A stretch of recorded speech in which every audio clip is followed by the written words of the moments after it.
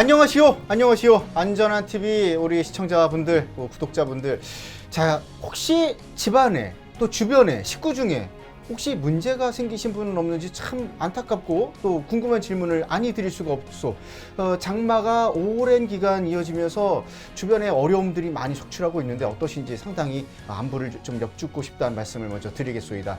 이런 상황에 우리가 오늘 하는 방송의 주제는 최다 폭염, 최다 태풍, 그리고 최장 집중호우에 관한 내용으로 내용을 좀 이어갈까 하겠소.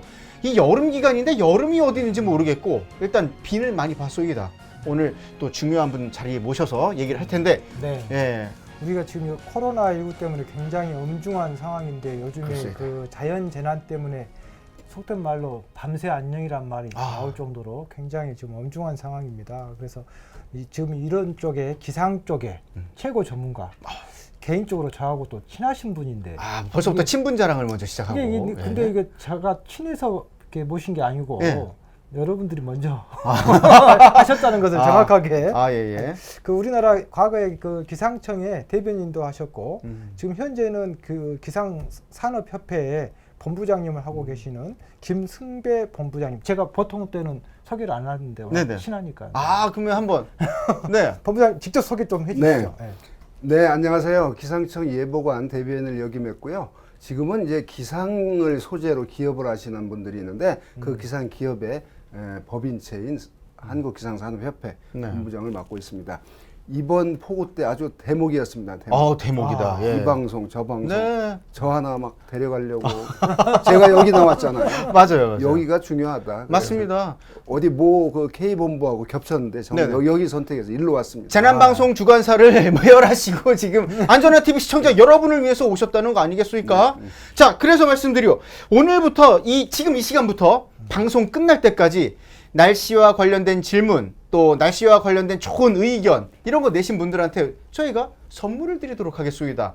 아주 기가 막힌 선물을 준비했소이다. 옆에 누가 흐뭇한 웃음을 짓고 계는 게 바로 보이실 텐데 이분의 저서를 드리도록 하겠소이다. 이것 때문에 또 나가신다는 분이 있으면 안 돼요. 그 괜찮은 책이요. 생각해 보시오. 대한민국 재난에 대한 집대성 만화로 볼 수 있는 이런 책은 없소이다. 자, 끝날 때까지 단 한 분 추천. 그러니까 글을 많이 남겨주시든가 좋은 질문을 남겨주시면 꼭 챙겨 드리겠소이다. 아시겠소? 또 주변인들 많이 알려주셔야 하고 뭐 나만 가져야지 뭐 이런 마음으로 이거 안 돼요? 자, 약속 좀 해주시오. 여러분 많이 달아주시면 좋겠소이다. 벌써부터 뭐 많은 분들 들어와 계시는데 뭐 강정원님, 라우드 TV님, 뭐 크하님. 오늘 방송 주제 기대가 된다고 벌써 말씀하고 계시고 뭐 여러 가지 벌써 웃긴 질문들을 막 얘기하실 것 같은 느낌이 있는데 자, 우리가 재난 중에 웃으면서 얘기할 수 있다는 것도 또한 복이고 또 재난 중에 다음 재난을 준비할 수 있는 방송을 할 수 있다는 것도 복이요. 그러니까 웃으면서 얘기할 수도 있고 슬퍼할 수도 있다는 걸 좀 유념해 두고 우리 안전한 TV의 컨텐츠를 즐겨주시면 좋겠소이다. 아시겠소? 소리가 들리십니까? 네, 들리는데요. 거짓말도 잘 하시면 안 들리는데. 좋습니다. 자, 김승배 본부장님, 첫 질문을 좀 드려보겠습니다. 역대 최다, 뭐, 폭염에 이어서, 태풍에 이어서, 지금 집중호우까지 3년 연속 히트를 치고 있습니다. 이게 혹시 뭐, 이게 지금 뭐 예상이나 했던 일이요? 차트를 준비했습니다. 그 역대 최다. 그러니까 2018년 여름 33도 이상인 일수를 폭염 일수라고 그러는데 그 31.5일을 기록했습니다. 이날 한 해. 그 전에 가장 길은 그 폭염 일수가 1994년 여름 기억하시나요? 1994년 여름. 제가 대학교 1학년 때인데 그때 엄청 더운데 그 기록을 깼습니다. 그때가 이제 31.1일이었는데 어찌됐건 소수점 차이지만 31.5일. 그래서 가장 우리나라 관측사상 가장 긴 폭염. 이제 앞으로 뭐 덥다 그러면 이 기록을 깨면 역대 최다 뭐 이런 얘기가 나오는데 아마 하여튼 그러니까 되는데. 자, 2019년 여름에 그렇게 덥지는 않았습니다. 그러니까 한 해 덥다고 그래서 그 다음 해가 반드시 덥고 자, 올여름 비 많이 온다고 내년에 반드시 비만 이런 건 아니거든요. 이때 무슨 또 최다가 있었냐면 한 해에 태풍이 7개가 왔어요. 우리나라에. 역대 최고였습니다, 진짜. 7월에 하나, 8월에 3개, 9월에 3개. 그래가지고 그냥 태풍 또 그냥 그런 해가 기록이 됐고요. 예. 올해는 장마 기간이 가장 깁니다. 오늘 이 시간 현재 그 전까지는 네. 2013년 49일이었는데 네. 깼어요. 오늘 깨진 50일, 겁니까? 50일. 50일 드디어 50일 그다음에 넘어갔어요. 앞으로 한 며칠 더 가거든요. 네. 그럼 이제 당연히 깨지고요. 계속 세우고 있는 거죠. 그다음에 이제. 이 장마 기간 중에 또 비가 많이 왔어요. 강수량 그 집계 결과가 나올 텐데 네. 역시 다 그런 장마 기간 폭염이. 네. 그래서 그냥 뭐 하여튼 많은 게 좋은 게 아니라 이런 것들은 재난을 가져오기 때문에 네. 뭐 다다익선 많아서 좋은 게 아니거든요. 이건. 그럼 이게 본부장님 예상이 가능했던 일입니까? 아니면 예상 불가했던 그런 어떤 상황이었습니까? 극값들은 인간의 두뇌로 머리로 예상을 못합니다. 예. 이해 이런 폭염이 나타날 줄은 뭐 3월달, 4월달 봄에 이때 기록한 우리나라 최고 기록이 깨졌어요. 그 전에는 대구에 40도였는데 이해 홍천에서 41도. 아, 맞습니다. 그 기록을 깼거든요. 예, 예, 예. 맨날. 아까 말했듯이 폭염 일수도 깨지고 장마 기간도 깨지고. 그런데 이제 이렇게 날씨는 사실은 날씨는 우산장수를 둔 그 아들이 있고 부모의 네. 심장. 집신장사 아들이 있어요. 뭐 어디는 비가 많이 오면 좋은 데가 있고 비가 예. 안 와야 좋은 데가 있고 이렇습니다. 그렇- 이 폭염 때 장사 잘 되는 데가 어디겠어요? 폭염 때는 여름 상품 예, 장사. 여름 상품. 예. 이게 다 이게 그 있거든요. 상호 보완하는 네, 관계로서 네, 네, 또 이 재난을 대응하고 네, 있는데 네. 자, 예상은 할 수 없지만 또 대비는 또 잘해야 되는 게 또 네. 기상 재난 그렇습니다. 아니겠습니까? 네, 기상 네. 변화고. 자, 그러면 이번 장마 집중호우 오랜 기간 지속되면서 네. 이 본부장님 보시기에 좀 특정 지역에 네. 특별한 어떤 재난의 아, 모습들이 네. 좀 보이지 않았을까 싶은데 아, 네. 제가 또 그 얘기를 좀 다른 해주시죠. 이거 옛날에 군대 생각납니다. 군대 이 차트변 네. 차트 차트 좀 이 쓰셨죠? 사단장 오면 이렇게 딱 이러던 그 저기인데 이게 네. 올 여름에 왜 그렇게 길이 길었는지 네. 장마라고 하는 게 이게 계절적으로 이제 6월 중순쯤 되면 네. 이쪽에서 이 북태평양 고기압이라고 하는 세력이 이렇게 올라오거든요. 네. 그런데 올해 이례적으로 이 북쪽의 찬 공기 세력이 네. 강했어요. 이게 변칙적이었어요. 어. 자, 이런 어떤 그 변칙적인 거는 예측을 못해요. 슈퍼컴이라도. 네. 그래서 이 티벳 고비압이라고 하는 대륙의 고기압 네. 또는 오츠케 고기압이라고 하는 이 찬공 네. 그 공기와 남쪽 덥고 습한 공기와의 대치하는 이게 전선이거든요. 전선. 예. 적과 싸우는 전선. 예. 그게 이제 오르락내락 하는데 올해 네. 여름 초반에 이게 남쪽에 중국 남쪽에 걸렸고 일본 남쪽에 걸렸거든요. 네, 네. 네. 우리는 그때 구경만 했죠. 야, 저기 비 많이 온다. 아, 우리 일은 아니다. 우리 일은 아니다. 근데 네, 이게 네. 우리 일이 됐어요. 아. 물론 거기하고 비교해서 양적으로는 비교가 안 되지만 네. 우리나라 측면에서 보면 엄청난 그런 긴 기간이었죠. 네. 이게 올여름 날씨의 특징입니다. 아니 근데 너무 신기하게도 네. 남쪽에 있다가 또 북쪽에 비가 오다가 네. 중부 지역 오다가 그- 너무 골고루 왔다 갔다 그게 하는 거예요. 이제 이게 공기거든요. 이게 예. 고체가 아니기 때문에 이 바닷가에 가면 물이 휙 들어왔다 나갔다 하듯이 예, 예. 이 공기가 찬 공기가 서로 이렇게 세력 싸움을 아, 해. 밀고 그래서 밀리는 약간 싸움. 쳐져 내려가면 전라도 쪽 비 많이. 네. 이게 좀 올라가면 여기 서울 여기 철원 많이. 네, 네. 이게 더 올라가면 올해 북한도 지금 비 많이 왔거든요. 네. 거기가 참 취약한 곳인데. 예. 이게 남쪽으로 쳐지면 제주도에 많이 오고. 음. 이제 그래서 이 정도의 그 변화폭을 가지고 있는데 지금 이 시간 현재 전국적으로 그 수에 좀 복구하라고 아마 좀 시간을 주는 것 같아요. 네. 어제 오늘 햇빛도 나고 이런 장중. 이 장마전선 이게 지금 이쯤에 있습니다. 이쯤. 아하. 그럼 이게 계속 올라가면 장마 끝. 끝. 근데 이게 또 내려올 수 14일경에 내려올 것 같아요. 그게 이제 막바지로 봅니다. 아. 그 기간에. 지금 말씀하시는 동안 저희가 영상의 배경으로도 담아드리고 있는데 네네네. 강범람은 우습고요. 뭐 댐 뚝까지 터지고 뭐 이런 식의 이 얘기가 되게 뉴스화됐습니다. 그야말로 게릴라성 폭우. 게릴라성. 네네. 네. 예. 이 게릴라성 폭우가 계속 반복될 가능성은 이제 있죠. 사실은 우리나라 여름철에 네. 뭐 100년 전이고 뭐 50년 전부터 우리나라 여름철에 내리는 비의 특징이 저런 게릴라성 네. 폭우였어요. 올해 뭐가 산사태도 산사태요. 네. 네. 저 산사태는 엄청난 그 중력을 가지고 확 덮기 때문에 예. 위험하죠. 올해 특징이 이렇게 막 국지적인 집중호우가 하루 이틀에 끝나는 게 아니라 네. 여러 날 지속됐다. 그러고 전국적으로 나타났다. 이게 특징입니다. 어떤 옛날 같으면 충청도에 뭐 폭우 와서 어느 지역 조금 피해보고 네. 아니면 뭐 또 경상도 지역인데 지금 이번에 보면 전국적으로 그랬거든요. 맞아요. 전 지역이었어요. 그래서 전 올해 그런 특징을 보이고 여하간 아마 재난 특별 지역으로 아마 그 상당히 넓은 지역이 선포가 돼야 될 것 같습니다. 지금 말씀 중에 뭐 또 몇 분들이 또 질문도 또 드렸어요. 네. 장마 계속되면 어떻게 되나요? 얘기를 또 하신 분이 있어요. 그래 아까 얘기했듯이 이 남쪽 고기압 세력의 여부인데요. 네. 지금 보면 지금 밖에 굉장히 습한 공기 좀 더워요. 그동안까지는 네. 선선했는데 무슨 얘기냐면 남쪽에 덥고 습한 공기가 지금 저 북한까지 밀고 올라갔거든요. 예. 그걸 한번 또 출렁 내려왔다가 다시 이제 올라가면서 끝날 것이다라고 예측을 하는 거니까 네. 여기서 더 이어지면요 농작물 일조량 부족, 그렇죠. 냉해. 그래서 농작물에 큰 피해가 나기 때문에 예. 지금까지 침수돼서 이 피해를 봤는데 농작물까지도 그나마 남아 있는 농작물 그 논밭 침수된 데는 뭐 이미 참 피해를 봤는데 네. 남아 있는 거라도 좀 잘 열매를 맺게 하려면 네. 일조량하고 이 더위 냉해가 그러니까 그래서 앞으로 남은 기간 조금 좀 덥다 하더라도 이 더워 신경질 내면 절대 안 됩니다.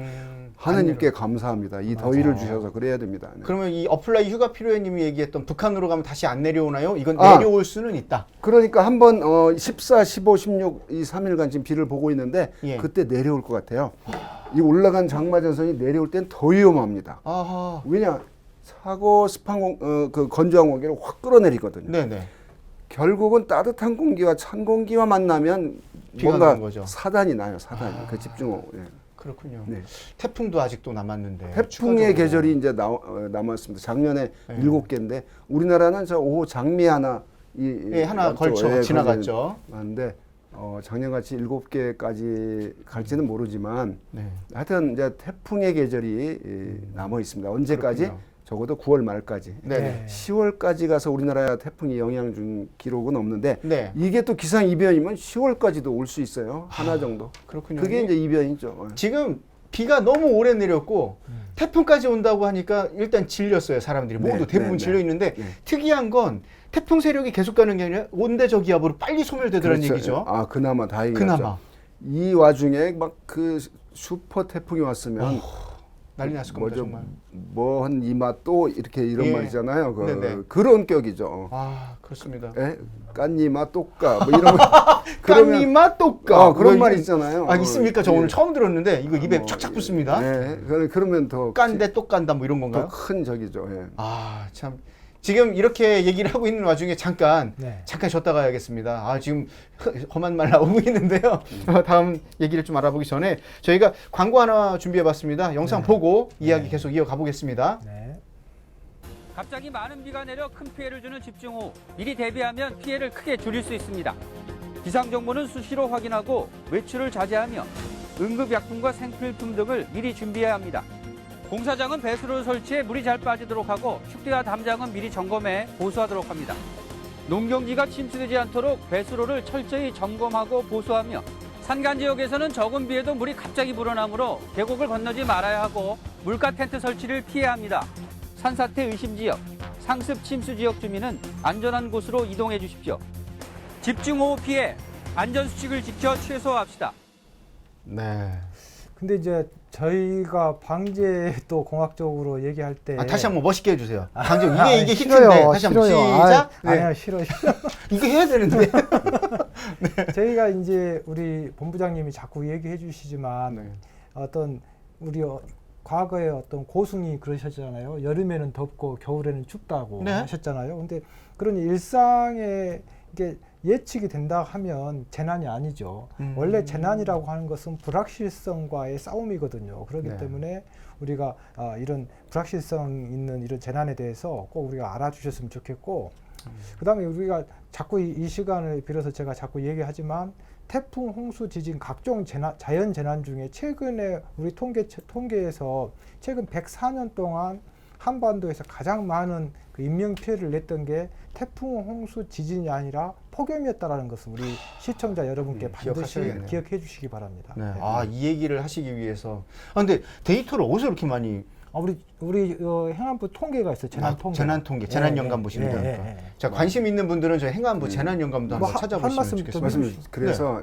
폭염을 소리 없는 살인자. 얘기하죠. 저 물에 잠긴 거 뭐 몇십 명이잖아요. 맞아요. 네. 이 폭염 한번 제대로 하면 누가 제일 위험하냐면 노약자, 그렇습니다. 맞습니다. 안전 약자. 가난한 분들, 네. 저기 에어컨 없는 분들. 그래서 2004년도인가에 유럽에 5만 명의 폭염으로 사망자가 났어요. 맞습니다. 전쟁으로 5만 명 사망자가 생깁니까? 안 생기잖아요. 그렇죠. 그래서 지금 말씀한 대로 가장 무서운 게 폭염인데요. 네. 폭염은 눈에 보이지 않기 때문에 이제 그런 그 정부의 대책이나 이런 게 좀 미온적이라고 미온적일 얘기할 수 있어요. 있죠. 예, 예. 왜냐 안 보이니까 저렇게 그 폭우는 피해 현장이 눈에 보이잖아요. 그렇죠, 그렇죠. 이제 그런 게 좀 다른 것 같습니다. 지금 말씀하시는 중에 보면은 저희도 그 얘기를 항상 말씀드립니다. 폭염은요, 안부전화 물으면서 자꾸 대피 요령을 좀 같이 공유하는 것 말고는 맞아요.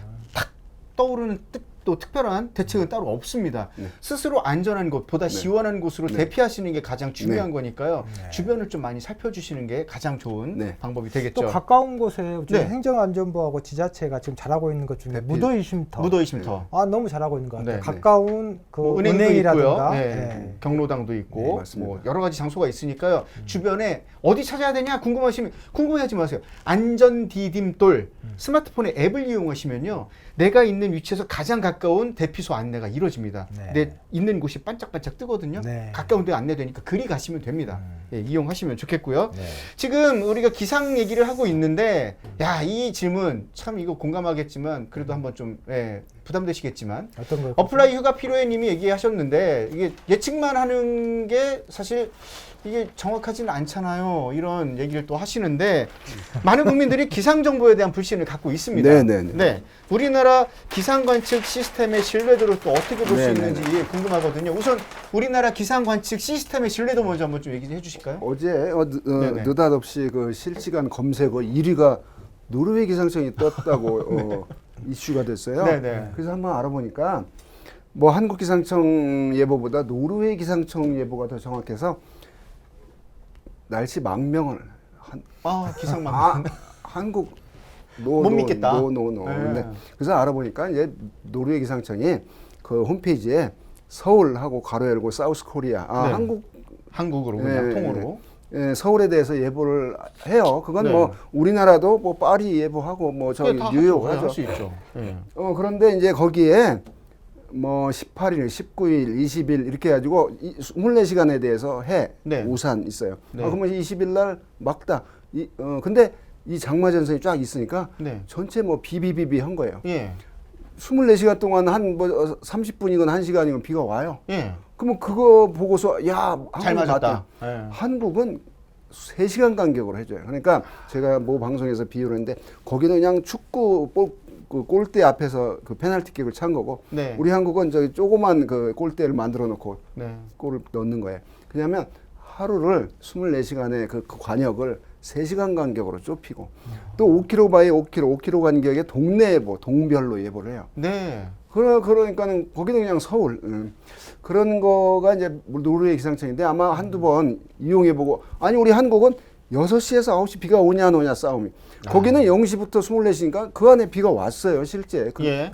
지금 날씨에 우리 한국도 그렇게 하면 그냥 다 맞는데 네. 자 그거를 그런데 뭐 그래가지고 그런데 이제 그 미국의 큰 대형 민간 기상 회사가 있어요. 네. 그 뭐죠 아큐웨더래거나 네. 그다음에 IBM 그 웨더 컴퍼니 같은 이런 대형 회사들이 이제 그 앱을 만들어서 네. 뭐 상업용으로 전체 합니다. 그런데 그게 한국 기상청과 뭐 100번 비교해서 네. 거기가 한국 기상청보다 뭐 5번이 더 맞더라. 뭐 이런 통계를 있으면 제가 이제 반박을 하겠는데 아마 거기는 좀 더 뭔가 우리 그 한국에 대해서 네. 뭐 상세하게 한다고 하는데 한두 번 자기가 이용해서 맞는 걸 가지고 도매금으로 그냥 그게 좋다 그러더라. 그럼 그 말씀은 우리나라는 정보를 다단으로 조금 더 상세하게 하다 상세하게. 보니 네. 수요자가 이용하시는 분들이 그 상세한 정보에 대해서 조금 더 정밀도를 요구하다 보니 오보가 되는 거고 그렇죠. 뭐 통으로 외국에서 우리나라 볼 때 그냥 통으로 그냥 비 온다 안 네. 온다 이것만 네. 하니까 네. 온 거 사실로는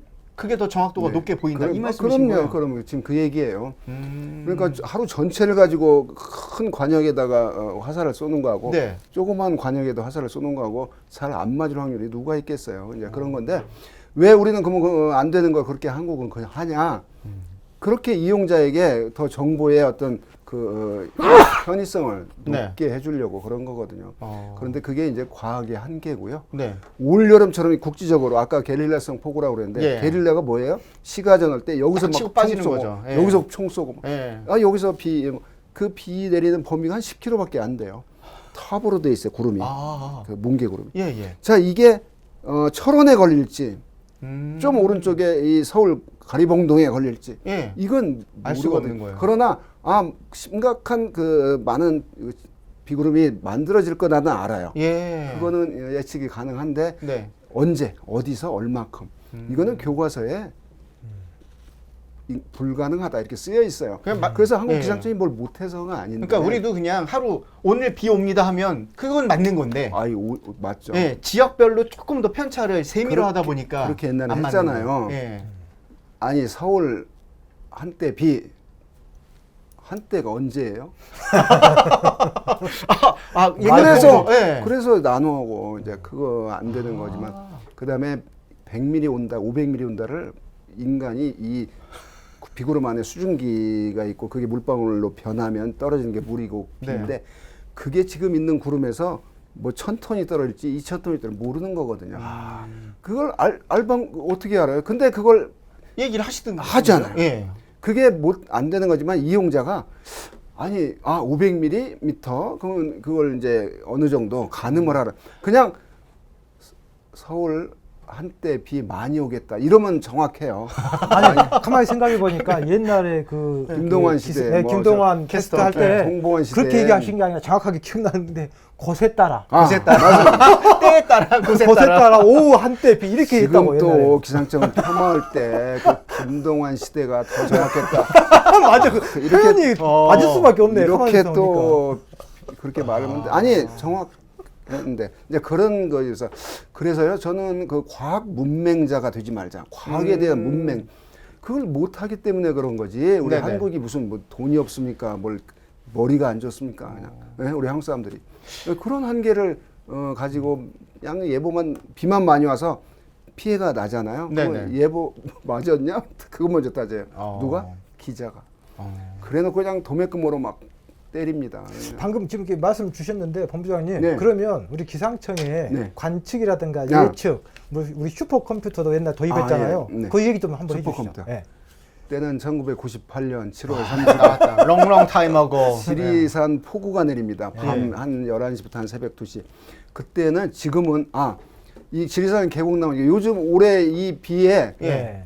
그 계곡에서 막 일가족 구조되고 이런 뉴스가 안 보이더라고요. 영상 못 본 것 같아요. 그때만 이번에. 해도 비만 오면 꼭 일가족 맞아요. 줄막 매달고 줄 매달고 소방대원들 막 막 그다음에 꺼내고, 막 예. 비 오니까 차 이렇게 그 휙 계곡 떠내려가고, 예. 차 떠내려가고 예. 이런 뉴스가 꼭 나왔거든요. 그 98년이 그런 시절이었는데 98년도 그냥 이제 여름 저 휴가 화면에도 나오네요. 여름 예. 저렇게 예. 올해나 저는 몰라 못 봤어요 저게. 저도 요번에 저희 그만큼- 중대본 근무 쓰는데 저런 영상 못 그만큼 봤어요. 국민들이- 어떡하죠? 저는 봤는데. 보셨어요? 그래요? 그만큼 국민들께서 여름에 계곡에 텐트 치는 게 위험하다는 걸 이제 맞아요. 알고 아. 지자체가 지금은요 아마 막 사이렌 울리고 이런 시설이 다 돼 있을 겁니다. 그래서 이제 그만큼 이제 철저히 대비를 했다 그러고. 네네. 자 슈퍼컴 지금 얘기하다가 네네네. 그렇게 해서 사망자가 막 생기니까 텐트 친 사람들이 휩쓸어 갔어요. 네. 기상청은 비난해요. 니네들이 낮에 여기에 비가 이렇게 많이 온다고 예보를 했으면 텐트를 안 칠 것이냐. 맞는 얘기죠. 근데 그렇게 갑자기 내리는 거 아까 말한 지금 늘 얘기하는 한계성. 네. 다만 그때 밤에 비가 많이 올 거라고 예고는 했어요. 네. 그런데 이제 그런 일이 벌어졌는데 그래가지고 전 그냥 언론이 기상청을 박살을 냅니다. 그냥 융단 폭격을 때립니다. 그때 맞으셨습니까? 맞았죠. 그러니까 하여간 그래서 이제 정부가 그러면 뭐냐? 기상청 뭐가 문제냐? 이 기상청이 저희 슈퍼컴도 없습니다. 슈퍼컴은 뭐냐?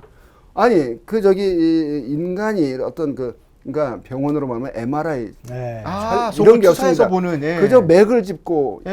너 고혈압 이런 얘기 하는 건 마찬가지입니다. 그래? 그럼 우리가 얼마냐? 뭐 그 당시에 한 500억 됩니다. 아니 대한민국이 그런 돈이 없냐? 그래갖고 팍 사줍니다. 그게 99년도. 그런데 이 슈퍼컴 이용해서 이제 그 과학적인 그 도구를 만들어요. 네. 그런데도 불구하고 꼭 또 비가 오면 또 빗나가요. 뭐가 언제 어디서 얼만큼 또 똑같아 비나. 그럼 뭐가 나오냐? 이런 슈퍼컴 사줬더니 슈퍼컴으로 스타크래프트 게임하냐? 응? 그런 얘기 꼭 나와요.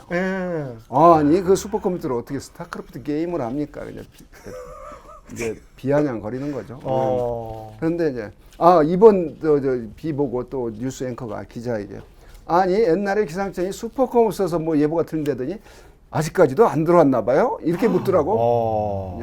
비아냥거리. 그 슈퍼컴 가지고 뭐 하여튼 그런 툴을 가졌어요. 20년이 지났네요. 그럼에도 불구하고 이제 그런 어떤 과학적인 한계. 그래서 선진국도 틀려요. 예보니까. 근데 이제 국민들이 인간이 어떻게 저 선진국 가서 물어봅니다. 아니 예보 틀리죠. 우리 한국은 이런 실정인데 이거 어때 물어보면 아니 인간이 예보를 정확히 그러는 거 아니에요?라고 물어. 그렇게 말을 해요. 그러니까 안다는 거죠. 의사가 암을 못 고치는다는 걸 알아요. 막 자기 아버지 못 고쳐 살려내라고 막 안 하잖아요. 아니 현대의학으로 못 고친다. 현대 기상 과학으로 정확히 언제 어디서 얼마큼. 그래서 이 빗나가는 문제가 언제 어디서 얼마큼이에요. 이 10km 규모의 이 집중호우 게릴라성 폭우가 내리는데 이게 내일 어디에 걸릴까? 우리가 말하는 가평에 걸릴까? 양평에 걸릴까? 용인에 걸릴까를 모르는. 그러나 서울 경기에 비가 많이 옵니다. 이렇게 얘기를 하는데 근데 10만 명은 거기 비가 오는 지역에 있어. 기상청 예보 정확하네. 1000만 명은 그 밖의 지역에 있어. 이런 처주일 기상청 비 많이 온다더니 이런 5mm밖에 안 왔습니다. 저기 지금 듣다 보니까 본부장님 동안이십니다. 그렇죠. 그런 얘기 많이 들으시죠. 하여튼 욕을 많이 드셔가지고 올해 저 기상청 현직 때요. 저 김승배 너 퇴근하면 도끼를 들고 있다가 막 쳐 죽인다는 사람이 있었어요. 왜냐 예보가 빗나가서 큰 손해를 본 분이 좀 있어요. 그게 없겠어요. 예보가 빗나가서 손해 보는 사람. 또 그러니까 예를 들면 아까 그 우산장수, 집신장수 아들을 둔 부모의 마음이라고 했잖아요. 예를 들어서 비가 와서 이익을 본 사람이 있어요. 이익 보는 사람이 있어요. 예를 들면 허다못해 야 오늘 전에 막걸리 먹어야지. 이런 쪽은 비가 오면 장사가 잘 돼요. 준비를 딱 해놓고 있겠죠. 근데 비가 와서 안 되는 건설업 하시는 분들 허다못해 저 바닷가에서 말리는 오징어 말리는 이런 분들이 갑자기 쏟아져가지고 그런 게 이제 그 피해가 달라요. 근데 그걸 이제 화가 나죠. 그러니까 그 농민이 없는 돈 빌려가지고 융자 받아가지고 비닐하우스를 막 했어요. 한 3천만 원 융자 받아 비닐하우스요. 그게 그냥 일주일 만에 눈이 폭설이 와가지고 그냥 비닐하우스는 임시로 지은 거잖아요. 그렇죠. 그건 무슨 콘크리트가 아니까 폭설이 나고 폭 내려앉아. 아직 무슨 수학도 한 번 안 했는데 첫 그 비닐하우스를 했는데 3천만 원 빚더미에 앉는 거예요. 그런 분들이 이 농민들이 어떻게 했어요? 막걸리를 마십니다. 그럼 막걸리 장사 또 올라가네요. 또 거기는 매상 올라가겠는데 그래놓고 이제 분하잖아요. 이 기상청 폭설 온다고 예보 안 한 게 아니고요. 10cm 20cm 온다고 그랬는데 30cm가 왔어요. 확 무너진 거예요. 그런 게 이제. 그럼 지금 말씀 듣다 보니까 몇 분이 또 댓글을 좀 달아주셔서 그런데 존 리님 날씨 예측하기도 힘들겠네요. 그럼 미래엔 인공지능 AI가 예측하겠죠라고 얘기를 했는데 인공지능 AI가 가능합니까? 저는 바둑 우리 이세돌하고 슈퍼컴 했잖아요. 한번 했죠. 100만 건의 기보를 다 슈퍼컴에 입력했다. 슈퍼컴 뭐냐면 아까 우리 기상청 예보처럼 기계예요, 툴. 그래서 인간이 머리를 팍팍팍팍 쓰는 거를 그건 그냥 1초 만에 해주는 거예요.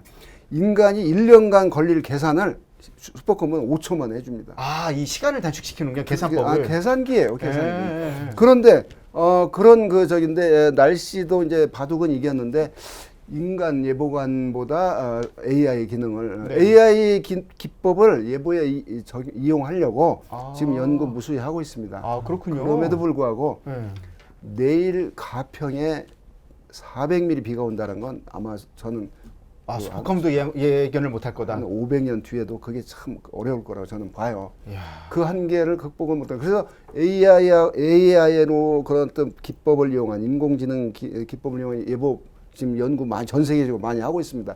그렇다고 해서 인간이 쏙 빠지고 슈퍼컴이 하냐?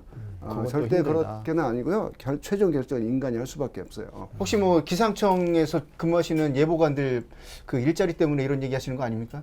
대변하고 계시는 거 아닙니까 혹시? 전혀 그렇지 않습니다. 뭐 AI 시대가 오면 하다못해 그 약사 또는 판사. 그러게요. 그 법률가들도 다 법률가도 빠진다고 필요 얘기를 없다고 했거든요. 하잖아요. 그런데 이 내일 날씨를 예측하는 이거는 아마 인간이 개입을 할 수밖에 없어요. 그러면 진 말씀이 그 말씀인 거예요. 이건 그만큼 예측하기가 어려운 게 기상이라는 거죠. 그렇죠. 그걸 외국 사람들은 다 알아요. 아. 태풍이 저기 플로리다 반도로 온다고 예보는 2-3일 전에 미국 기상청이면 미국은 대피를 시켜야 돼요. 거기 법적으로 대피령을 거기를 다 내려요. 우리는 그런 강제 대피령 없습니다. 한국은. 저희 계속 경보 주고 있는데. 경보는 주지만 대피령은 강제는 없어요. 그러면 우리나라 추석날 그 고속도로 막히듯이 전 예를 들면 피난 행렬이 20만 명 그 거예요. 지역에 다 피난합니다. 저 태풍이니까 거기만 벗어나면. 그런데 그 전날 이게 예를 들면 여수로 온다고 예보를 해요. 그러면 여수 사람 시민들이 다 대피는 게 미국이에요. 그런데 저기 대마도로 갔어요. 이렇게. 그러면 벗어났잖아요. 그러면 다시 돌아가요. 와요. 저 광주까지 대피한 사람들이 다 돌아가. 그런 현상이 실제 일어나거든요. 그러면 미국 사람들은 하나님께 감사하다라고 하면서 가요. 우리나라는 대피한 20만 명이 어떻게 되냐면요. 저 기술을 기상청으로 돌려라. 태풍의 기술을 기상청으로 돌려라. 이런. 나 이틀간 일 못하게 한 거 일당 30만 원, 60만 원 보상하라. 예를 들면. 그러니까 이제 그게 인식의 차이예요. 그래도 많이 좀 나아졌다고 얘기하셨는데 그 악감정이 남아 계십니까? 그러니까 이제 미국은 이게 인간이 예측할 때 이쪽으로 온다는 게 인간의 예측이니까 우리를 괴롭히기 위해서 그런 게 아니고 이해를 하는. 우리를 목숨을 구하기 위해서 그러는데 이게 저 대마도로 방향을 하루 전에 틀었네. 그때 인식이 이런 XX들 기상청 하나님께 감사. 인간이 예측한 것을 벗어났네. 야, 이게 지금 그 단어를 탁탁 띄워놓으면 엄청 온도차가 확실할 것 같아요. 이게 차이입니다. 그래서 우리 한국이 급속도로 발전한 게 우리 한국인의 그런 어떤 캐릭터가 있듯이 이 기상에 대해서 예보에 대해서는 이게 왜 안 바뀌는지 모르겠어요. 뻑하면 기상청 체육대회 날 비와 이 얘기 들었어요? 전 살짝 들었는데 그게 매번 그런 겁니까? 제가 기상청 경력에 1994년 10월 정말 쾌청한 가을 하늘이었어요. 그래서 이제 당연히 저 정부 부처 이렇게 체육 행사 하잖아요. 언제 날을 잡냐? 일정 행사표를 하려면 한 달 전 잡아요. 10월 8일 날 또는 그런데 그게 이제 잡는데 그래서 그때 저한테 기상청 얘기했는데 어디 그때 고수부지 쪽에서. 야, 정확히 아시네. 저기 반포대교 고수부지. 거기에 기상청 가을 체육대회 딱 프랜카드 걸고 프랜카드까지 걸고 이제 뭐 족구, 배구 이렇게 했어요. 오전 행사 끝나고 이제 점심 먹고 도시락. 자, 오후 행사 1시 시작. 1시 시작하자마자 그 파란 대한민국 그 파란 하늘이 새까맣게 순간 먹구름이 생기더니 그 순간 막 거기에 비를 쫙 쏟아붓는 거예요. 기상청 체육대회 하는데 그게 기자한테 착 찍혔어요. 그래갖고 그 사진이 딱 나와. 그 기상청 체육대회 행사 비 맞았다. 기상청 비 맞았다. 으아, 그게 그냥 계속 나오더라고요. 지들 체육 행사 예보도 못한 놈들이 무슨 뭐 예측하냐고. 근데 그게 이제 그런 행사 한 달 전에. 예. 아니 그러고 날씨가 정말 좋았어요. 어느 저기에도 그렇게 그런 조건이 없는데. 네. 야, 그 저기 아마 100년 하필 그날이에요. 그게 또 기자가 안 봤으면 뭐 모를 텐데 그게 해필이면 또 그 시모 기자에 딱 걸려가지고 딱 기상청 체육 행사 비 맞았다. 그 다음에요 또 에피소드가 또 있네. 기상청 비 샌다. 예? 이거 뭐예요? 기상청 비센다는? 기상청이 저 종로구 송월동에 예. 꽤 오래된 건물에 있었어요. 지금은 저 보라매가 아, 오래 예. 옆으로 멋있게 지어져 갔는데 그 전까지는 그때가 이제 1963년인가 지어져서 그 뭐 하여튼 그 당시 뭐 공사 기법으로 한 30년밖에 안 됐는데 그렇게 건물이 막 거의 뭐 정부 중앙청사 세울 때랑 같이 세운 기자가 건물인데. 기상청 취재로 왔는데 그날 비가 오는 거예요 로비에. 예. 아니 그 막 물이 떨어져요. 제목이 딱 뽑혀요. 기상청 비 샌다. 그 바람에 예산 줘서 기상청이 새 건물로 갔잖아요. 하여튼 그런 애완 아까 슈퍼컴도 네. 그렇게 사람 죽어서 두드려 맞고 슈퍼컴 생기고 체육 행사 한 번 비 왔는데 그걸 또 찍혀가지고 맨 기상청 체육 행사 비 온다고. 하여간 만화가 생각나네요. 그 무슨 그 스포츠 만화인데 이렇게 네. 만평으로 어느 산에서 막 사람들이 이렇게 야유에 등산을 해. 그러다 점심시간이 돼. 이게 한쪽에 어두운 표정을 하고 있는 사람들이 있어. 네. 이게 옆에 그 사람들이 저 사람 기상청 사람들이다. 자기들 야유회 때 비 왔다고. 이런 만화가 내가 참 우리 이 기억납니다. 본부장님 지금 얘기를 들어보니까 네. 지금 요즘 표현대로 우픈. 그렇죠. 오픈이죠, 오픈. 네. 야, 근데 예보의 한계성 때문에 그렇고요. 네. 올 여름만 예보가 틀린 게 아니고 올 여름에 너무나 변칙적인 날씨 현상이 나타났어요. 네. 변동폭이 그만큼 커니까 인간이 따라가지 못한 거고. 그렇죠. 그래서 뭐 어제 오늘 지금 기상청에 무슨 난리 나고 이렇게 문제가 심각하게 있는 게 아니거든요. 날씨가 그렇게 늘 있어 왔던 그런 네. 예보 오보인데 저 기상청 대변인 때도 늘 그거와의 싸움이었어요. 아까 말했듯이 김승배 너 가만두지 않겠다. 퇴근을 하여간 좀 그랬는데 우리 본부장님이 저도 사실은 네. 아마 다시 태어나면 다시 또 기상 하실 거예요. 그러니까는 이제 머뭇거리시는데 지금. 아니 이제 지금까지 이거 해봤으니까 이제 안 해본 거. 좋죠? 그만큼 지금 그죠. 한번 노이로제 경험하신 아니 거죠. 무슨 얘기를 하고 싶어서 네, 들으냐면 네네. 이게 이제 우리 본부장님도 아마 직업을 잘못 선택하셔갖고 어디 보면 세상에 욕은 다 그러면 들으시잖아요. 요건 뭐 저도 지금 직업을 잘못 선택해가지고 네. 허건날 밥 먹고 사람 죽는 것만 공부해야 되잖아요. 그럼 그것도 범죄, 강의해야 되고 범죄. 책 써야 되고 하다 보니까 아, 이게 사건 사람이 항상 조금 뭐랄까 이렇게 다운이 되어 있는데 그러니까요. 네. 그래서 근데 이제 저는 무슨 얘기를 좀 드리고 싶냐면 제가 한 10몇 년 전에 왜 뉴욕에 한번 간 적이 있어요. 근데 네. 전기가 나간 거예요. 전기가. 그 대도시예요? 뉴욕시에 대도시에. 그럼 우리나라 같으면 난리가 날 건데 그 전기 담당하는 부서 뭐 한전인가요? 30분 정도가 나갔거든요. 네. 근데 내가 정말 황당해가지고 이거 우리나라 같으면 9시 뉴스감이잖아요. 네.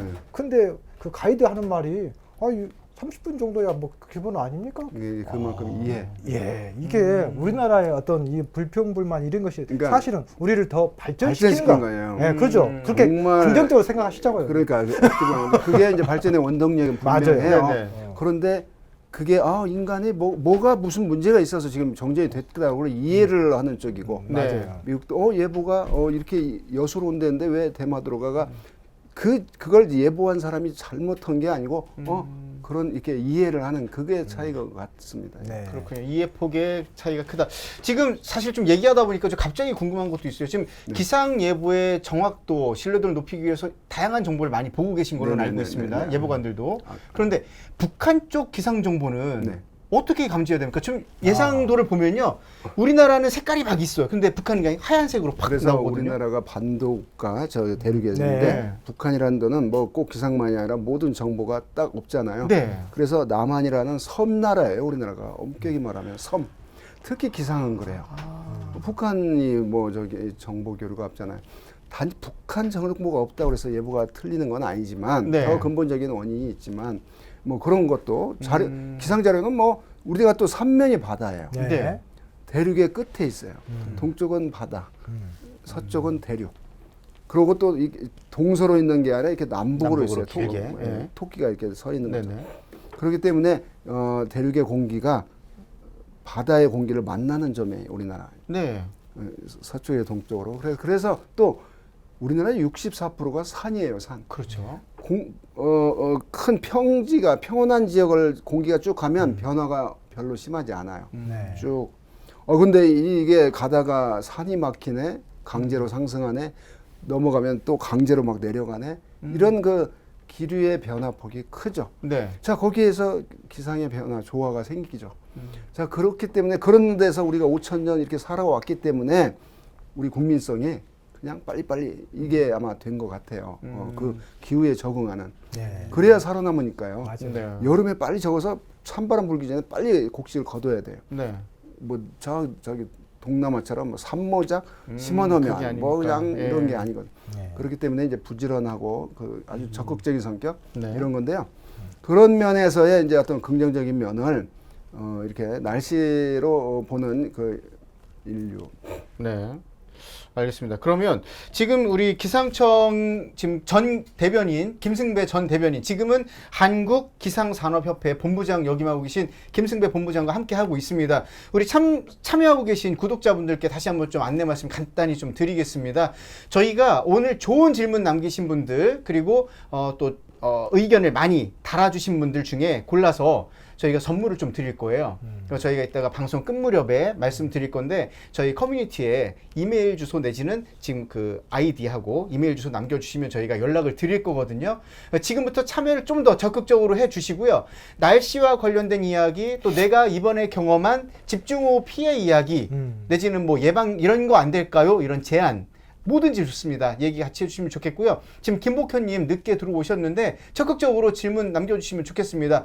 세상 들을 수 없는 과거의 이야기부터 앞으로 우리가 준비해야 될 다양한 기상 정보 전문가가 나오셨으니까 이 시간에 풀어봐야 되지 않겠습니까? 네. 잘 벗겨서 우리가 좋은 요리를 재료를 써야 되는 겁니다. 잘 썰어서 그 재료를 잘 버무려서 활용을 해야 되는 거죠. 그러니까 그런 의도로 지금 저희가 방송을 같이 하고 있습니다. 또 어플라이 휴가 필요해님 적극적으로 지금 계속 지금 댓글을 달고 계시는데요. 날씨 아침 보고 저녁 보고 그랬는데 요즘은 하루 종일 보는 것 같다. 그런데 얼마 전에 보니까 기상청 날씨누리 네. 맞죠? 날씨누리 홈페이지, 홈페이지가 바뀌었더라고요. 그거는 이제 예. 어찌되게든지 계속 예. 그대로 두지 않고 항상 뭐 어떻게 하면 국민들에게 편히 볼 수 있는가 예.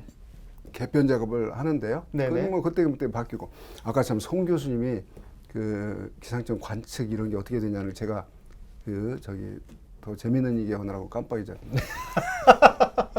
우리나라에 기상 위성이 네. 있습니다. 단독으로 띄운 거죠. 그렇죠, 기상만 그렇죠. 관측할 수 네, 네, 있는 네. 위성을. 그다음에 기상 레이더가 있습니다. 그러니까 네. 이제 이게 뭐냐면 그 아까 의학의 뭐 MRI, CT 뭐 이런 장비나 마찬가지 이런 것들이 다 갖춰져 있어요. 네. 뭐 풍족하게.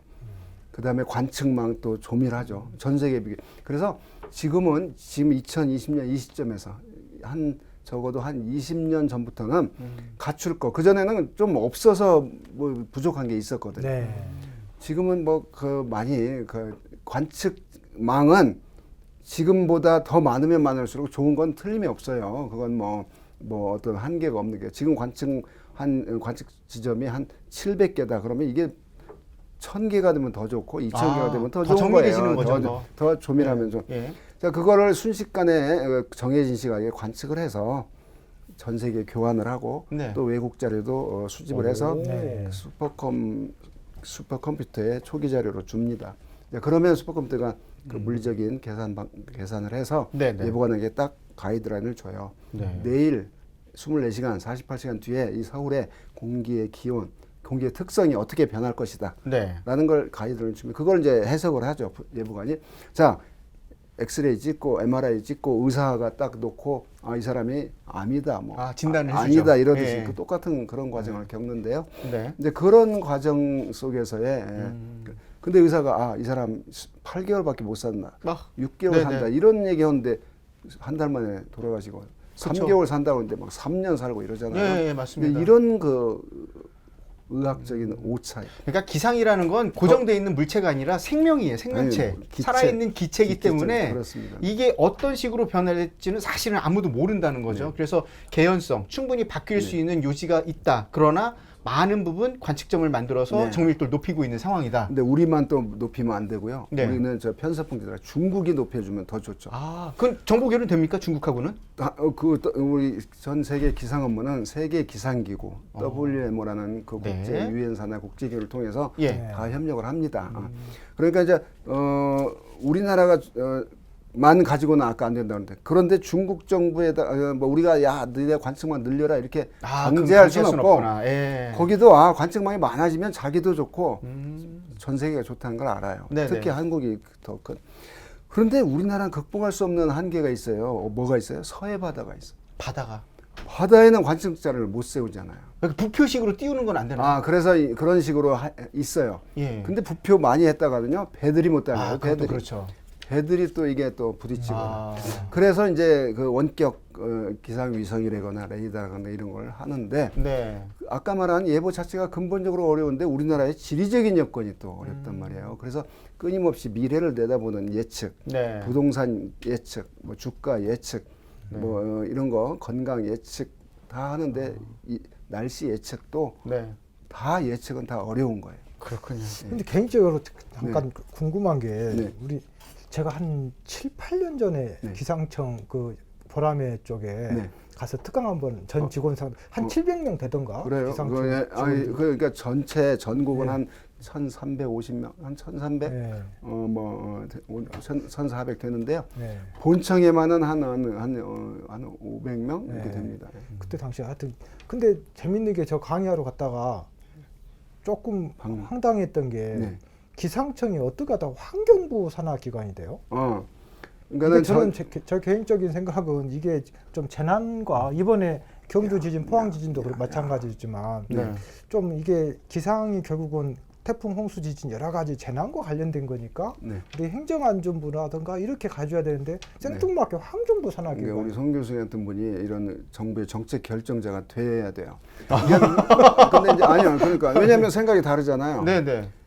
기상청이 환경부인 산하가 캐나다인가 하여튼 한 군데인가 전 세계적으로요? 전 세계적으로 어. 일본 같은 경우는 운수성 산하예요. 아마 뭐 교통 문제가 기상이 중요했던 뭐 해상, 항공 이런 게 그러니까. 있다 보니까. 그래서 옛날 전에는 과학기술부 산하였어요. 맞아요. 우리 그랬던 걸로 기상청이. 기억합니다, 저는. 그런데 이제 이번 올여름 사태를 보면서 아마 저는 이 정부가 뭔가 이거 어떻게 할 거냐 이거 이렇게 날씨가 기상이 그래서 재난을 총괄하는 부처가 저는 신설이 돼야 된다고 생각을 해요. 잠깐만 여기 밑에다가 이 의견은 저희와 관련 없는 네. 출연자 개인의 개인의 의견이라는 걸 좀 달아주시고요. 이거 전문가로서 네네. 그건 뭐 그 특정 네네. 계속 얘기해 주십시오. 예. 뭐냐면 산사태 문제 가지고 네. 산에서 산림청 다르고 고속도로 옆에 그렇죠. 그저 국토부 다르고요. 네. 국도 옆에 지자체, 국경사지. 지자체는 국경사지는 또 행안부 소관. 행안부 소관이고. 네. 이게 또 달라요. 아까 기상청이 뭐 요즘은 기후 변화가 결국 환경 변화로 인해 생긴다. 이래서 그렇게 저기 되는데 문제는 뭐 부처가 어디 있냐가 사실은 중요한 건 아닌데 네. 재난을 관리하는 예를 들자면 아까 제 개인이 의견입니다. 네네. 재난관리부. 이게 진짜 이번에 필요한 것 같아요. 아까 말한 산사태 문제, 그런 집중호우, 지진까지, 네. 뭐 이런 거를 해서 종합적인. 지금 이렇게 흩어져 있는 걸 좀 종합하면 뭔가 컨트롤 타워가 되잖아요. 컨트롤 타워. 네네네. 뭐 총리실 직속으로 둔다거나 뭐 이런 식의 재난관리부가 이제 그런 건데 아까 행안부가 재난관리부처니까 이제 그런 맥락으로는 기상청이 뭐 그 장기간의 환경 변화 이런 것보다 재난이 더 우선. 모든 재난 방제의 시작은 어디서부터 나오냐? 기상 예측부터 나오는 거죠. 그래서 뭐 그렇다고 딴 데 있다고 뭐 협조가 안 되는 건 아니고요. 좀 알겠습니다. 뭔가 네, 지금 열띤 이야기를 이어가다 보니까 시간이 상당히 생각보다 많이 지나갔고요. 또 여러분과 함께하는 시간도 의미가 있게 진행이 되고 있습니다. 잠깐 저희 광고 하나 보고 다음 이야기 짧게 이어가겠습니다. 영상 하나 보시죠. 폭염, 건강하게 극복하세요. 요즘 같은 무더위 속에선 기상 상황을 수시로 확인하는 게 무엇보다 중요합니다. 특보가 발령되면 야외 활동을 자제하고 물을 많이 마셔 수분을 보충합니다. 현기증, 메스꺼움, 두통, 근육경련과 같은 열사병 초기 증세가 보일 경우 시원한 곳에서 휴식을 취하시는 게 좋습니다. 어린이와 노약자, 신체 허약자는 외출을 금지하고 가족과 이웃이 수시로 상태를 점검하셔야 합니다. 폭염, 건강하게 극복하세요. 네, 폭염이 이제 기승을 부리고 있는 상황이죠. 습도가 높아서 또 힘들어하고 있고요. 안전수칙, 지금 코로나19 때문에 사실 우리가 질병 감염에도 좀 예의주시해야 되는 상황입니다.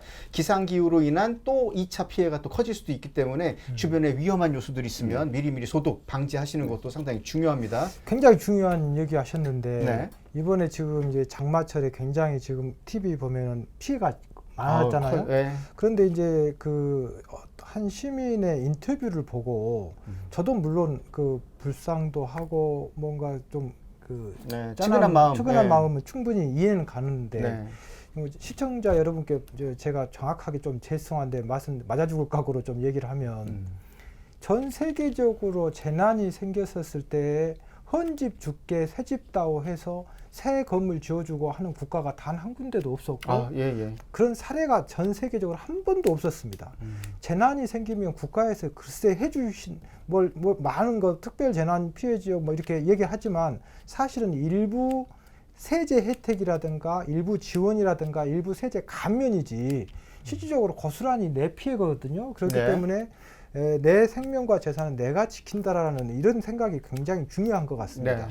만약에 그런 재난의 대응이라든가 대비가 부족했다라면 보험 같은 것도 우리가 들을 필요가 예컨대 우리나라에 지금 보험이 우리 행정안전부에 처음에 저도 사실은 행안부 처음 제가 노무현 정권 때부터 드나들기 시작했는데 처음에 와가지고 생뚱맞은 과가 하나 있었어요. 재난보험과가 여기 왜 있지? 네, 지금 열심히 일하고 있습니다. 그러니까 네. 처음에 저 왔었을 때는 지금은 이제 자꾸 하다 보니까 적응이 되는데 여기 보험이 왜 있냐? 보험이 여기가 왜 있어? 했다가 예. 굉장히 제가 재밌는 걸 발견했는데 우리가 식당에서 갑자기 뜨거운 물이 넘어지거나 가스가 폭발하거나 넘어져 갖고 애들이 다치잖아요. 그러면은 대인 1억 5천까지 그 다음에 대물로는 한 10억까지 해줄 수 있는 보험인 상품이 있는데 일반 보험에 있는 거죠. 사보험에. 재난보험. 재난보험으로. 재밌는 게 이게 제가 얼마 정도 가입하면 됩니까 했더니 1년에 2만 원이에요. 단돈. 개인이 부담해야 될 게 2만 원. 그 주인이 되는 게. 그러면 원래는 얼마짜리입니까? 원래는 개인이 원래 내야 될 게? 아니 그 보험 상품이 그저께 싸다. 그 정도. 국가에서 행안부에서 국가에서 해주고 그 상가 주인은 2만 원만 내면 되기 때문에 재밌는 것은 일정 규모 이상만 하라고 했는데 규모가 안 되는 떡볶이 집까지도 저 그거 할래요. 왜냐하면 좋은 상품이니까. 그럼요. 생각보다 우리나라에 이 재난 관련된 풍수의 정확히 이름이 뭐죠? 풍수의 보험이 있고요. 그다음에 그 재난보험이 따로 있습니다. 재난배상 책임보험. 이런 상품들이 상당히 생각보다 많더라고요. 이거 좀 공부해가지고 우리가 좀 적극 재밌는 게 많이 가입하면 그만큼 또 금이 늘어나니까 배상할 수 있는 돈이 여지가 많아지는 거죠. 또 보험료도 또 떨어지고. 그렇죠. 그러니까 여러 사람이 드니까. 이 콜럼버스가 우리가 이 항해하면서 만들어진 게 보험인데 이 보험 우리가 적극적으로 한번 검토해볼 필요가 있는 거예요. 콜럼버스가 항해하면서 만들어졌습니까? 처음에 왜냐하면 항해하면서 그것이 안 들어왔었을 때 엄청난 데미지가 나니까 그 귀족들이 보험을 들어놓은 거예요. 거기서부터 시작. 아니, 송 교수님 말입니다. 제가 보험 전문가는 아닌데요. 사람은 죽어서 이름을 남긴다가 아니고요. 사람은 죽어서 보험금을 남겨야 됩니다. 그건 보험업계 이게 지금 재난을 바라보는 현실적인 이야기인 거죠. 보험업계의 정설입니다. 이름 하나 뭐 남겨가지고 사람은 죽어서 보험금을 뭐냐면 아까 말씀드린 그런 보험 적극적으로 상품을 가입을 해야 된다 이거죠. 그 풍수의 보험이 참 좋은 보험인데 그 많이 아직 확산이 안 되고 있다고 들었어요. 이 원래 2006년부터 행안부가 상품을 만들어서 집행을 하고 있는데 일반 사보험으로 오해를 하시는 것 같습니다. 다시 한번 좀 정리를 해드리면 2006년부터 정부가 보험금, 개인이 부담해야 될 보험금을 최대 95%까지 일반적으로 75%까지 지원을 해드리고요. 개인 부담금은 최소화시키고 피해 보상에 대한 보장금은 최대한 현실화시킨 게 풍수해 보험입니다. 네, 네. 이건 지자체에 가서 그 주민센터, 행복센터라고 하나요? 네, 행정복지센터에 가셔서 행정복지센터에 담당자가 있습니다. 자문을 구하시면 가입 방법, 그 다음에 내가 어떤 혜택을 볼 수 있는지 안내를 해드리니까요. 일단 행정복지센터 먼저 찾아가서 도움 받으시면 되겠고요. 메이저 5개 보험사가 있습니다. 이 보험사를 통해서 하셔야 되는데요. 또 보험을 취급하지 않는 회사들이 있는데 우리 그거 다루는데요. 오해할 수 있기 때문에 재난배상 책임보험이 아닌 풍수해보험이라고 검색을 해보시고요. 행안부에도 홈페이지에 게시가 돼 있고요. 좀 확인을 해주시면 명확하게 도움을 받으실 수가 있습니다. 꼭 정확한 곳에서 정확한 상담 받고 가입하시기 바랍니다. 이번 제가 얘기를 시끄러웠는데 왜 마무리를 거기서? 저 이게 너무 좋은 얘기인데 참관인데. 이참에. 네. 제가 마무리 조금만 더 드리면, 제가 이제 재난을 오랫동안 하면서 재난에 봉착하셨던 분들의 얘기를 좀 제가 아마 듣기에는 조금 불편할 수도 있는데, 그분들의 얘기를 정확하게 말씀드리면, 재난을 한번 경험해 보신 분들은 정말 심각하게 생각하거든요. 그래서 그분들이 저한테 자꾸 하시는 말씀이 꼭 죽어봐야 저승맛을 알겠느냐라는 말씀을 하시는 게, 저는 그 말이, 전 재난을 여러 번 이제 경험하면서 우리 국민들이 또 이 말씀에 조금 한번 좀 고민해 볼 필요가 있겠다. 저는 거기다 하나 보태서 지금 침수돼서 침수 피해를 보셨던 분들, 산사태 경험 피해 지역에 있으셨던 분들은 다 풍수해보험 가입 대상으로 생각하시면 됩니다. 내가 아니니까 아닙니다. 내가 이번에 경험해보니 그런 지역이더라 라고 판단되셨으면 반드시 행정복지센터 가셔서 도움을 받으시면 좋겠다는 말씀으로 이걸 마무리하겠고요. 네, 이제 김승배 본부장님 보내드려야 될 시간이 다 됐습니다. 너무 시간이 빨리 지나갔습니다. 다음에 한 번 더 모셔야겠는데 2탄으로 한 번 더. 그러니까요. 언제든지 지금 말씀하셨습니다. 여러분이 증인이 되시는 거고요. 네, 오늘 열심히 참여해 주신 분들 이따가 한번 좀 정해서 선물 좀 드려야겠는데요. 그 전에 일단 저희는 좀 글을 읽어봐야 되니까요. 본부장님이 오늘 출연하신 김에 대국민 메시지 한 말씀 좀 해주시죠. 해주시죠. 지금 기상 이변을 올여름 저희 국민들이 겪고 있습니다. 기후 위기입니다. 이 기후 위기의 원인이 온실가스 배출입니다. 우리 인간이 편하게 살겠다고 석탄, 석유를 많이 배출했거든요. 그렇기 때문에 이 기후 위기를 줄이기 위해서는 우리 모두 에너지 전략, 이런 어떤 환경 보호에 동참해서 우리가 배출한 대한민국이 기후 악당으로 분류가 되고 있습니다. 전 세계. 이산화탄소를 많이 배출하는 나라거든요. 그만큼 그 대신에 잘 살고 있는데, 어떤 전 세계의 어떤 도덕적인 책임까지도 우리가 전 국민이 참여해서 올여름 이러한 이상 기상을 보면서 이 원인이 기후 변화로 나타나는 기후 위기임을 다시 한번 명심해 주길 당부드립니다. 네, 감사드립니다. 본부장님 말씀해 주시는 동안 저는 또 이제 우리 오늘 참여하신 분들 상품을 드려야 되기 때문에 한번 봤는데요. 오늘 어플라이 휴가 필요해 님이 무려 23번 이상의 댓글을 담아 주셨습니다. 그래서 지금 뭐 좋은 정보 주셔서 고맙다. 어르신분들 같은 경우는 오늘 좀 전에 말씀드렸던 모든 정보들이 좀 도움이 될 것 같다 얘기하시는데 이 어플라이 휴가 필요해 님께 오늘 선물 드리도록 하겠습니다. 축하합니다. 네, 축하합니다. 일단 방송에 저희 마치면은 저희 그 커뮤니티 라인 밑에다가 아이디와 이메일 주소 써주시길 바라겠습니다. 자, 오늘 사실 뭐 여러 가지 질문 또 준비를 해놓고 있었는데요. 폭염 얘기도 있고 이제 앞으로 또 기상청이 나가야 될 부분들도 발전 방안들도 많이 있을 텐데요. 본부장님 계속 또 자문 구해주시는 걸 알고 있고요. 또 KBS 재난방송 지금 또 자문역도 하고 계시거든요. 그래서 가장 신뢰망 있는 또 스피커가 아닐까 생각이 됩니다. 또 다음에도 또 나와 주실 거죠, 안전한 TV? 기꺼이 불러주면 나오겠습니다. 알겠습니다. 이 약속을 받고요. 다음에 제가 섭외하겠습니다. 그러시겠습니까? 네, 약속해줘. 이게 몇 년도죠? 네, 감사합니다. 자, 아직 집중 후 피해는 끝나지 않았습니다. 계속 비가 16일까지도 내린다는 예보가 있으니까요. 장마 그렇고요. 그 다음에 태풍의 계절이 남아 있습니다. 맞습니다. 재난에 대한 방심해서는 안 됩니다. 절대 방심 금물. 앞으로 여러분의 안전은 누가 지켜준다? 여러분 스스로 지키는 거고요. 두 번째, 누구? 안전한 TV가 지켜드릴 겁니다. 함께 해주시길 당부드리면서 저희 여기서 인사드리겠습니다. 품격 있는 안전사회래요. 안녕. 더 드려야 돼.